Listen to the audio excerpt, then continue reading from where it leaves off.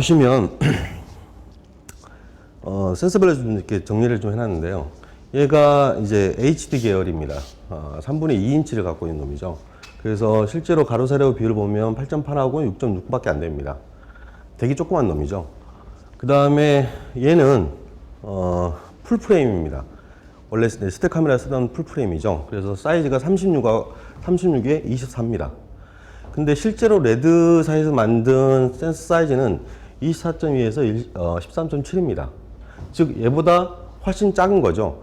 이 형태로 결정된 거는 이 풀프레임보다 작은 이유는 실제로 스틸 카메라는 옆으로 올라가죠. 옆으로 올라가면서 퍼프레임 8개마다 하나의 화면이 만들어집니다. 그래서 사이즈가 되고요. 그 다음에 영화용은 위에서 아래로 내려가게 되어 있습니다. 그래서 퍼포레이션 4개마다 한 프레임 만들어집니다. 그래서 실제로 이 카메라는 스틸 시장을 잡을 게 아니고 영화 시장을 잡을, 필름 시장을 잡을 거였기 때문에 위에서 내려가는 사이즈로 잡게 되면 이 사이즈가 됩니다. 그래서 이 사이즈로 개발을 해 놓은 거죠. 만약에 해상도로 친다고 하면 얘로 갔겠죠. 그래서 당시 처음 레드가 나왔을 때 이 사이즈 말고 레드를 만들어 놓고 난 다음에 우리가 다음번에 개발할 사이즈는 이것보다 좀 더 클 겁니다. 근데 그 중에서 하나도 이와 똑같은 사이즈를 만들 것입니다. 그래서 FF라고 합니다. 현재 나와 있는 그 에픽은 S35에서 얘하고 중간 정도 사이즈입니다. 그 다음에 얘보다 더 큰 것도 만들겠습니다. 그래서 중형 카메라 있죠. 중형 카메라 센서 그런 똑같은 걸 만들겠다고 컨셉으로 발표를 해놨습니다. 근데 좀 개인적으로 이 상급이 올라가는 거는 아무 필요 없다라는 생각이 좀 들고요. 어쨌든 실제로 이쪽 개발도 상당히 느려지고 있는 게 사실이고요.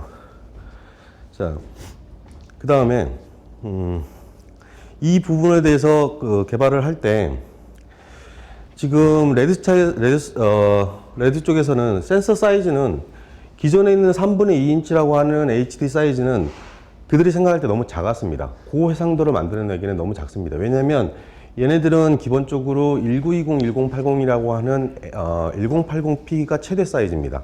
그 이상급을 보질 않았습니다. 왜냐하면 걔네들은 방송을 먼저 노리고 시작하는 애들이기 때문에요.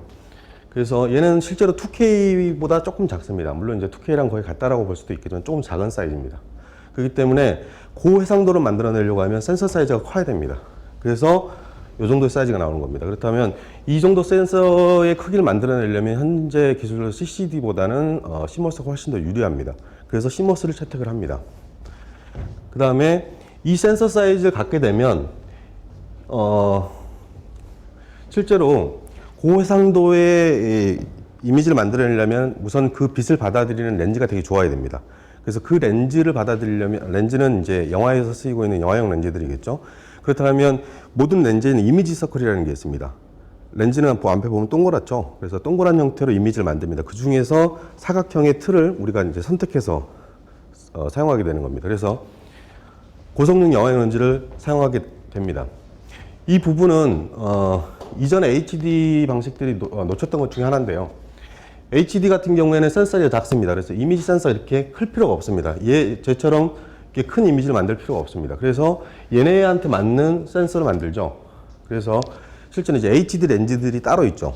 근데 실제로 HD 렌즈의 퀄리티가 그렇게 좋지를 못하고요. 또 하나는 좋다 하더라도 문제는 뭐냐면 이게 그 당시 그렇게 큰 파급 효과를 갖추지 못했던 게 뭐냐면 충무로에 계시는 분들이 이때까지 본인들은 35mm 시스템에 다 익숙해져 있습니다. 그래서 만약에 피사체가 1m 정도의 뒤에 있을 때 이 사람을 클로즈업을 잡겠다. 그러면 렌즈를 85로 난 잡고 이 상태에서 각도를 얼마 잡고 뭐 이런 부분들이 보통 이렇게 본인들이 몸에 배어 있습니다. 그런데 센서 자체가 작게 되면요. 이미서클 작게 되면 기본적으로 HD랑 35mm 기준 사이에는 약 2.7배 정도의 배율이 존재합니다. 그래서 본인들이 쓰던 렌즈가 다른 형태 방식으로 계산을 해야 됩니다. 그렇기 때문에 좀 불편하죠. 그 다음에 본인들이 제가 여기서 막 1m 정도에 있는 사람을 클로즈업 잡았을 때의 그 느낌이 좋다고 하는 건 뭐냐면 그 사람한테 포커스가 정확히 맞고 그 뒤에 배경이 좀 날아가는, 즉 심도 조절이라는 부분에 있어서 일정도 본인이 갖고 있는 그 룩이라는 게 존재합니다. 그 룩이 재현됐기 때문에 그걸 몸으로 체감하고 있는 거거든요. 근데 그런 부분들이 깡그리 무너지기 시작하는 거죠. 이거는 반대로 제가 추노 촬영 현장에 가봤었거든요. 근데 거기 이제 촬영 감독님이 이렇게 잡으시는데 그분은 이때까지 베타캠만 잡아오셨을 거 아니에요. 그렇기 때문에 그 본인들 쓰던 그 렌즈나 거리나 이런 부분들이 35mm로 바뀌니까 좀 혼동스러워 하시는 것 같더라고요. 그래서 제 느낌에는 저 정도면 좀 더 카메라 더 뒤로 갈 것 같은데 좀 앞에 계시고 뭐 이런 게 좀 있더라고요. 즉, 이거는 현장에서 일하는 촬영감들한테 굉장히 중요한 것 중에 하나입니다. 그 부분을 HD는 놓쳤던 겁니다. 그래서 레드가 나왔을 때 되게 조그만, 되게 별거 아닌 것 같은데 이 부분들이 실제 영화를 촬영하시던 촬영 감독들이, 필름을 촬영하던 촬영 감독들이 레드로 쉽게 올 수 있는 가장 기본이 되는 조건들이 돼버립니다. 자, 그 다음에 문제는 뭐냐면 아까 말씀드렸던 것처럼 센서는 이렇게 해서 렌즈라는 부분도 충분히 다 편하게 쓸 수 있게끔 다 만들어 놨는데, 문제는 지금 이게 화면입니다. 이 화면은 각각의 픽셀들이, 각 픽셀들은 기본적으로 데이터들입니다. 그렇다면 이 센서가 커지면 커지면 데이터들은 대용량이 되겠죠.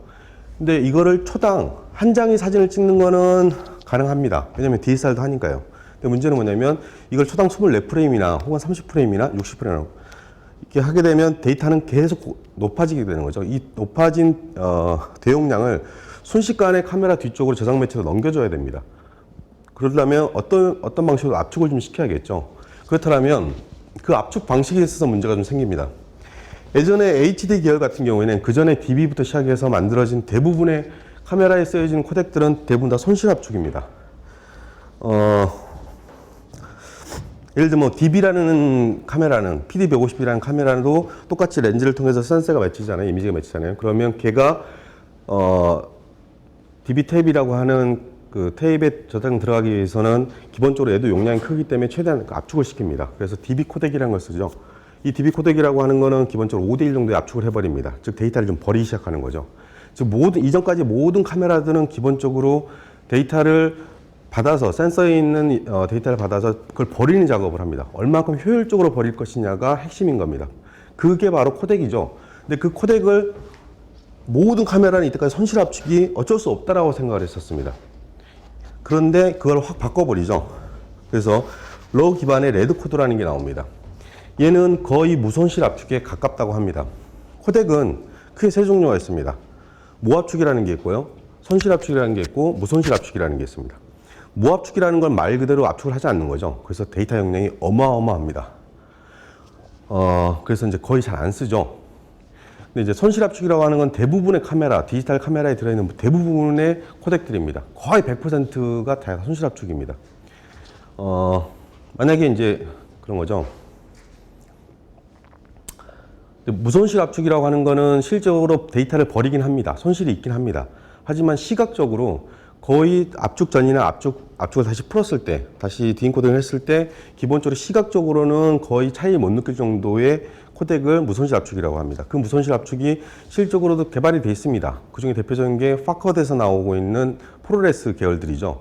그 다음에 아비디에서는 DNX 코덱이죠. 그렇다면 걔네들 같은 경우에는 예전에는 만약에 영상물 다 만들었습니다. 그렇다면 이걸 보관용으로 내가 어떻게든 보관해야겠다라고 하면 방송 쪽에 계신 분들은 다 HD 캠이라든지 뭐 베타캠으로 옮기셨잖아요. 그게 보관용이 되는 거잖아요. 근데 실제로 그것도 손실 압축입니다. 그렇기 때문에 이 당시에는 이제 이런 무손실 압축이 없었기 때문에 그렇죠. 근데 무손실 압축이 나오고 난 다음부터는 사람들이 이제 파일로 보관하세요. 차라리 무손실 압축을 해서 써가면 용량도 작고 효율적일 겁니다라는 얘기를 많이 나오고 있습니다. 자, 그렇다면 뒤집어서 여기에다가 손실 압축을 쓰지 않고 무손실 압축을 써버리면 게임은 끝나는 겁니다. 즉 프로레스 사들들이라고 하는 압축 알고리즘이 있을 겁니다. 그건 애플사가 갖고 있겠죠. 그 애플사가 갖고 있는 압축 알고리즘을 현재 이 코덱에다가 여기 이 HD캠이라고 하는 카메라에다가 집어 넣어버리면 게임 끝나는 겁니다. 얘랑 붙으면 이제 충분히 붙을만 한 거죠. 근데 이때까지 소니를 비롯해서 파나소닉이라든지 기본 대부분의 카메라를 만들어내고 있는 회사들은 기본 이 무손실 압축의 이 코덱 알고리즘을 개발을 못했던 겁니다. 그걸 처음으로 개발했던 데가 레드사입니다. 혹시 안드로메다라고 혹시 들어본 적 있나요?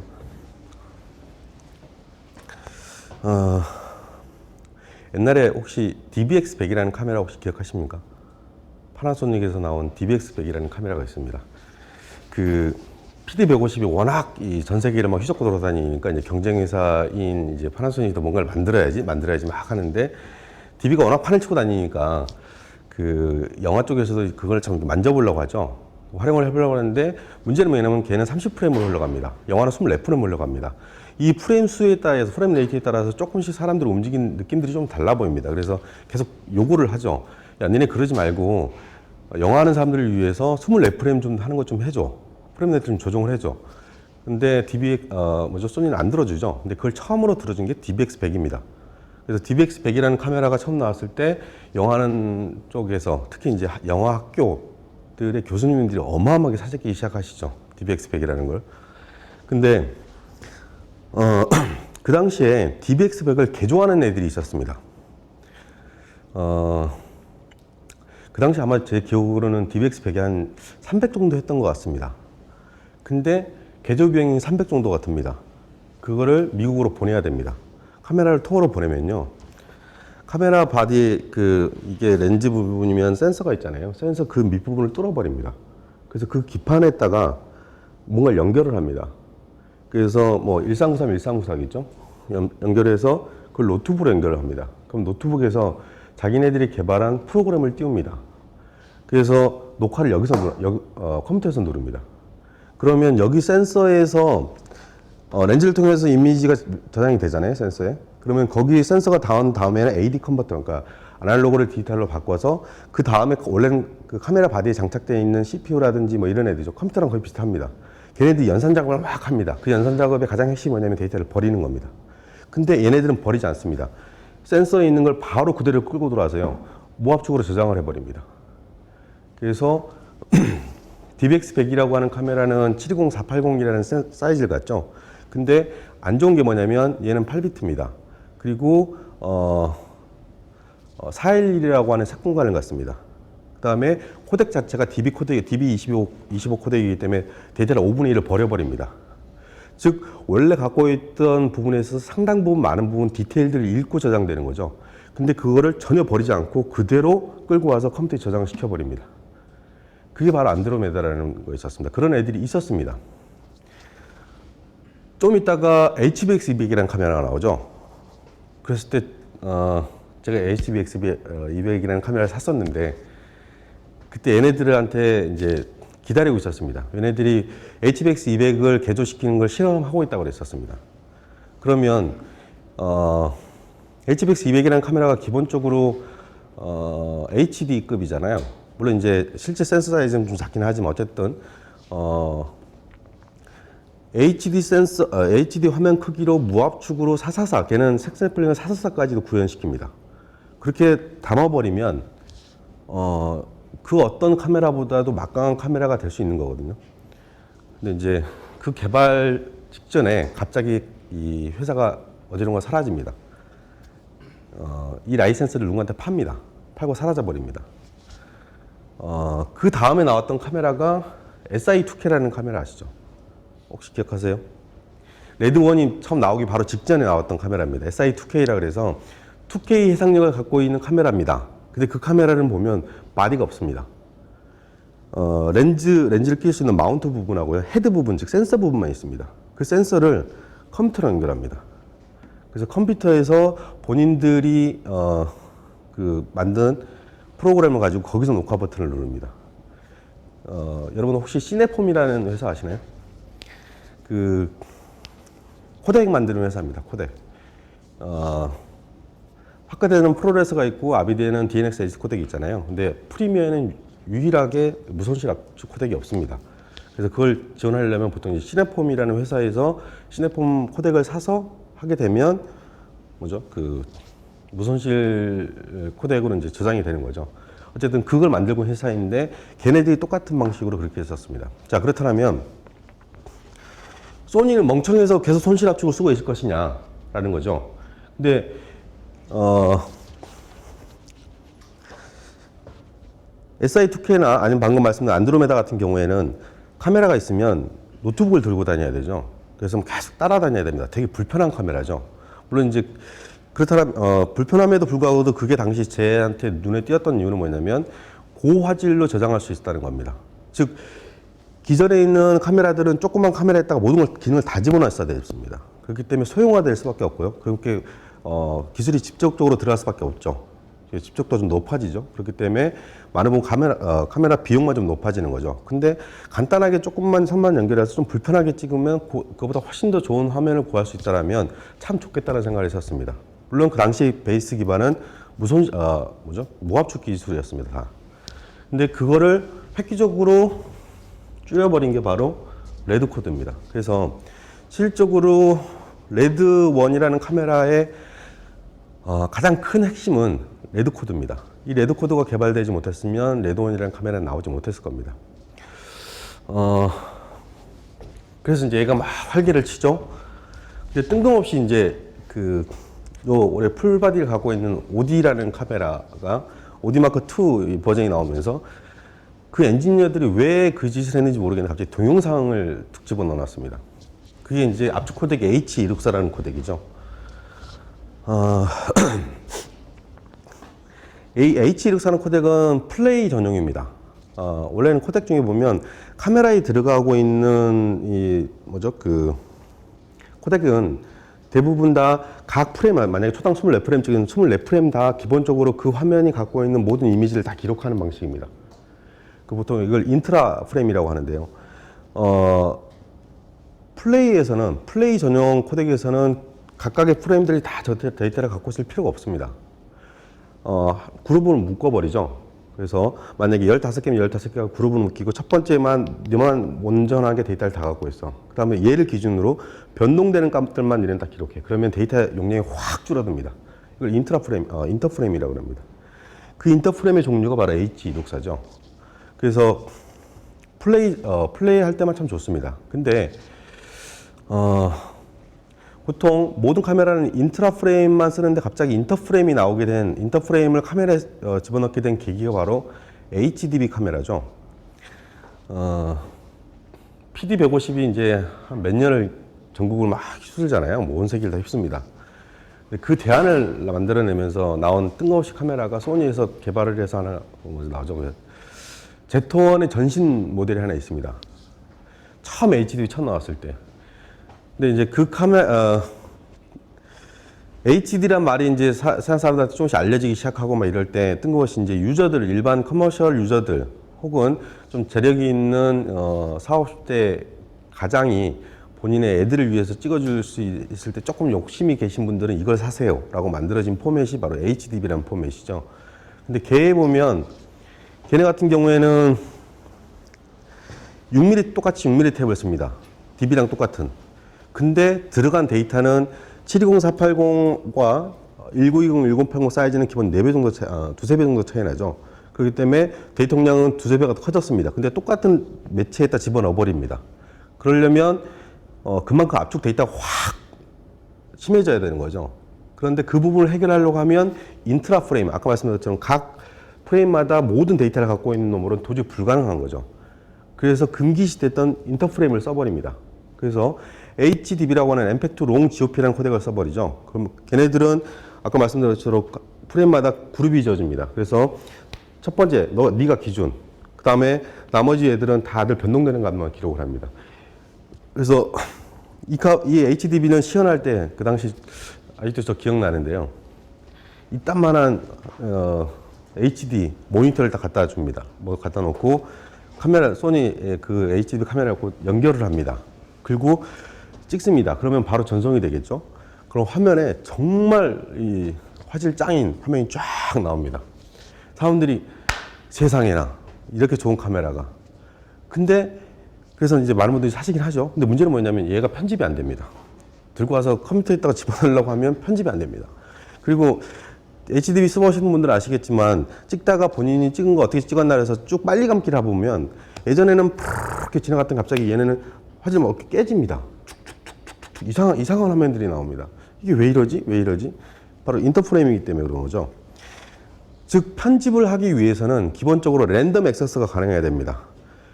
초당 24프레임이면 만약에 1시간짜리면 이게 곱하기 60 이렇게 해서 굉장히 많은 프레임이 존재하죠. 그 프레임 중에서 내가 어느 부분을 탁 집어서 너 일로 와. 그러면 다이렉트로 CPU 가서 딱 끌고 와야 됩니다. 근데 문제는 뭐냐면 인터프레임 같은 경우에는 중간을 딱 찍어버리면 얘를 찍고 난 다음에 얘는 기본적으로 나오면 변동된 값만 있습니다. 그렇기 때문에 모체를 찾아야 됩니다. 기준을 찾아야 됩니다. 그래서 걔 기준을 찾습니다. 그리고 걔랑 합체돼서 이런 형태로 변동됐구나 계산하고 난 다음에 끌고 옵니다. 그러니까 당시로 있었던 컴퓨터들이 그렇게 좋은 컴퓨터들이 아니었잖아요. 속도가 너무 느려서 안 됩니다. 그래서 편법으로 만들었던 게 그거죠. 인터프레임으로 됐던 거를 인트라프레임으로 트랜스코딩을 해줍니다. 바꿔줍니다. 사람들이 그 전까지 해보지 않았던 짓들이기 때문에 되게 이게 뭔 짓이지? 막 이럽니다.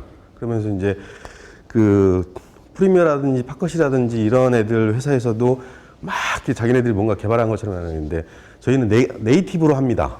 네이티브로 편집이 가능합니다. 뭐 이런 얘기를 광고를 많이 했었습니다. 실제로 트랜스코딩을 하지 않고 그냥 집어넣으세요. 그럼 편집을 해드릴게요. 이런 거잖아요. 근데 문제는 뭐냐면 그러려면 컴퓨터를 바꾸세요. 굉장히 좋은 걸로. 지금 뭐냐면 바뀐 건 없습니다. 바뀐 건 없는데요. 컴퓨터 성능이 좋아지면 이걸 순식간에 끌어당겨 버린 겁니다. 아까 말씀드렸던 것처럼 카메라가 있습니다. 카메라 센서 부분에서 다이렉트로 해서 연산 처리 공정을 컴퓨터에서 해버리잖아요. 여러분들이 노트북에 갖고 있는 이런 노트북은 꽤 센 겁니다.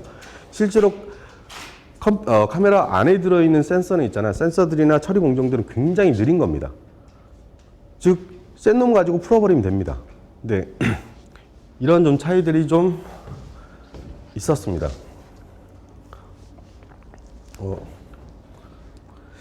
그래서 이 H264라는 놈 때문에 상당 부분 초반에 많은 사람들이 아예 OD를 거들떠보지 않았던 사람들이 되게 많았습니다.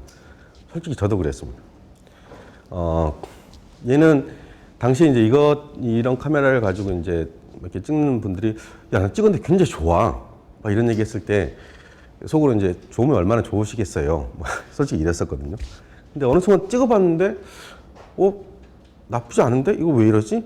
이런 생각이 좀 들었었습니다. 왜냐면 그 이전에 동영상 기능을 넣었던 애들이 실적으로 센서는 크지만 이 화질들이 되게 조그맣게 해서 내보내줬었잖아요. 그래서, 괜찮네? 뭐 이런 생각이 좀 들었었습니다.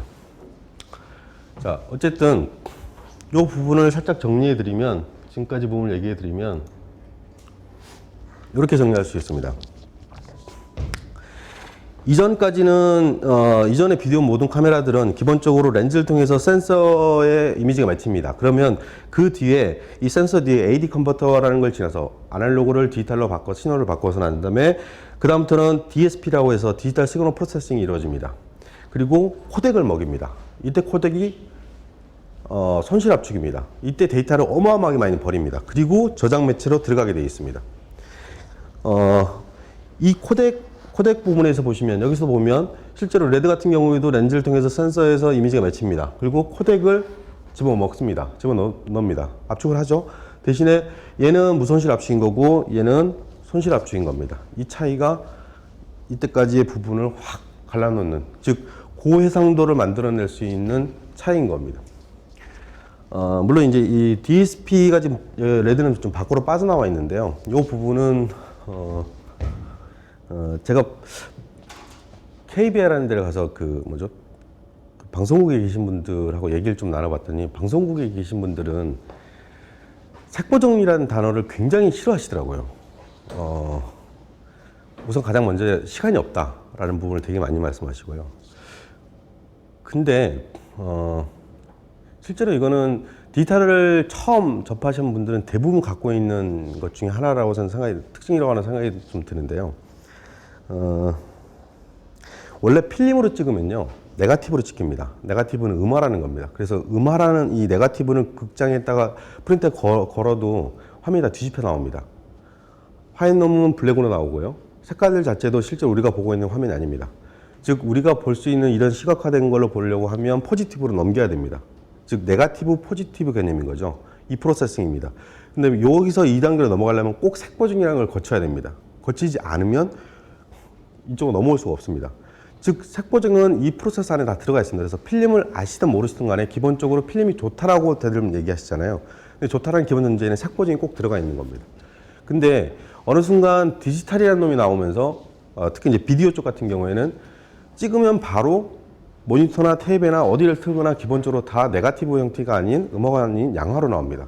그렇기 때문에 그게 다인 것처럼 많이 생각을 하시고 느끼십니다. 그런데 그러면서 불구하고도 왜 얘네들은 걔네들보다 기본적으로 화면이 이렇게 좋지 않냐, 즉 때깔이 좋지 않냐라는 부분은 색보정이라는 부분이 없으면 실제로 영상이라는 게 일정도 때깔을 좀 갖추기가 좀 힘듭니다. 왜냐하면 센서 자체가 그 감강하고 있는 화면 자체가 그닥 여러분들이 좋아하시는 화면은 절대 아닙니다. 특히 여러분들 네거티브라고 필름을 찍어도 네거티브라는 걸 찍고 난 다음에 그거를 원라이트 프린팅을 하면, 그래서 색보정을 보지 않고 바로 옮기잖아요. 그러면 아무리 유명한 촬영 감독이 촬영한 것도 여러분 보시면 되게 실망하실 겁니다. 실제로 여러분들이 뭐 어떤 영화들 좋아하시는지 모르겠지만 가끔 전 CSI를 보면 되게 기분이 좋습니다. 막 색깔들도 현란하게 돌아가 있고 막 이럽니다. 그것의 원 네거티브를 보시면 여러분 굉장히 실망하실 겁니다. 근데 이제 문제는 이 색보정이라는 단계가 얼만큼 색의 때깔에 대해서 이렇게 많은 부분을 좌우하는지에 대해서 체감을 못하고 계신 분들이 비디오는 왜 이럴까 생각을 많이 합니다. 그러고 난 다음에 레드란 놈이 탁 나왔습니다. 그래서 레드란 놈은 영화하고 똑같이 쓰인다며. 그래서 그때 방송국 그 촬영 감독님과 막 얘기하는데, 그래서 찍어서 보여드렸습니다. 그랬더니 뭐 다른 게 없네, 내가 똑같은데, 뭐 이런 얘기를 많이 하시더라고요. 그래서 얘는 찍고 난 다음에 지금 DSP가 밖에 나와 있잖아요. 여기서 다시 화이트 밸런스 다시 보시고요, 뭐 본인이 원하는 색깔을 돌리시고요, 채도도 다시 조정하시고요, 뭐 색깔 다 조정하시고 콘트라스트 다 조정하십니다. 원래 그러셔야 되는 겁니다 라고 말씀을 드리면 방송국에 계신 분들이 되게 성질 내시더라고요. 우리가 그럴 시간이 어딨니? 막 이러시더라고요. 근데 그러려면, 즉 요즘에 이제 DSLR은 보통 이제 러 파일이 다 있기 때문에, 러 파일로 다 하시기 때문에 이 개념이 뭔지는 아실 겁니다, 아마. 그래서 실제로 영상 쪽에서도 이렇게 만들어지면 충분히 본인이 후반 공정에서 충분히 해낼 수 있다라는 거죠. 그게 이제 장점인 거죠. 러 파일이 장점인 거죠. 그걸 처음으로 취득을 한 겁니다. 근데 그 전에 HD 같은 경우에는 실질적으로 러 파일로 빼는 거 없었죠. 얘네들 같은 경우에는 베이키드라 그래서 이 코덱이 아예 거기서 영상에 관련한 채도라든지 색상이라든지 이런 다 데이터를 그 상태에서 인코딩을 해버립니다. 인코딩을 해버리죠. 여기서는 인코딩을 하지 않습니다. 메타데이터 값만 기록을 하고 난 다음에 밖으로 꺼내줍니다. 실제 인코딩은 밖에서 합니다. 즉 밖에 컴퓨터에서 하는 거죠. 즉 원래 필름이 있어서 네거티브, 포지티브 프로세스랑 똑같습니다. 카메라에다가 필름을 집어넣고 네거티브에는 이미지 기록만 합니다. 그러고 난 다음에 포지티브로 옮길 때 색보정을 보듯이 이 상태에서 하는 겁니다. 즉 레드가 기본적으로 영화 쪽에 계시는 분들한테 되게 호응을 받던 것 중 하나가 뭐냐면, 본인들이 이때까지 해왔던 것들하고 거의 비슷한 시스템이었습니다. 그리고 그 퀄리티 또한 나쁘지 않았었고요. 예전에 HD 카메라는 그 부분을 놓쳤던 겁니다. 그래서 HD라고 하는 게 일정 정도 어느 순간 이렇게 많은 부분 사람들한테 관심을 받다가 어느 순간부터 갑자기 HD로 영화를 만들지 않은 시점이 왔습니다. 근데 그 이유는 바로 저기에 있었다고 생각을 합니다. 개인적으로는. 자,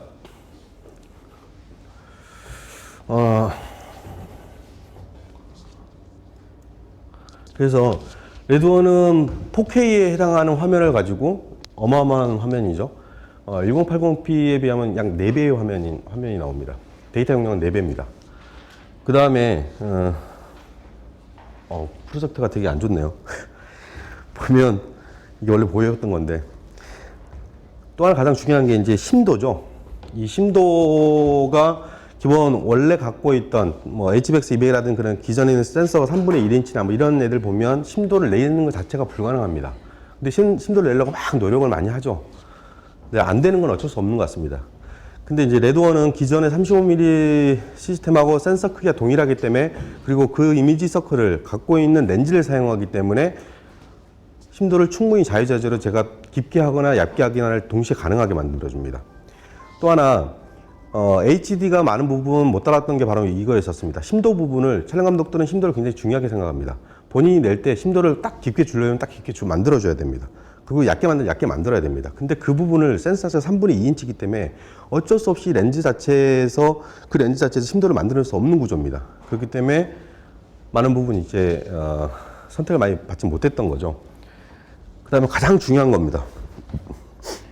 가격이 로우 코스트, 굉장히 저렴했죠. 물론 이제 저희한테는 굉장히 비싼 거지만 기존에 있는 카메라들에 비하면 억대하고 막 이런 카메라들이 뜬금없이 17,000불 카메라에 팔리기 시작한, 물론 이제 악셀을 붙이기 하게 되면 이게 좀 한 2배 정도 좀 커지긴 하지만, 그렇다 할지라도 당시에 처음에 베리캠이라는 카메라 나왔을 때 베리캠 바디가 7천만 원이었습니다. 근데 붙이고 해도 한 4천만 원이면 끝납니다. 근데 해상력은 약 두세 배의 해상력이 나오고 심도도 자유자재 조절이 더 가능하고 워킹 프로세스도 훨씬 더 낫고 뭐 이런 것들 때문에 갑자기 이제 레드가 이제 퍼지기 시작하는 거죠. 이런 이유들로 레드가 이제 각광을 받죠.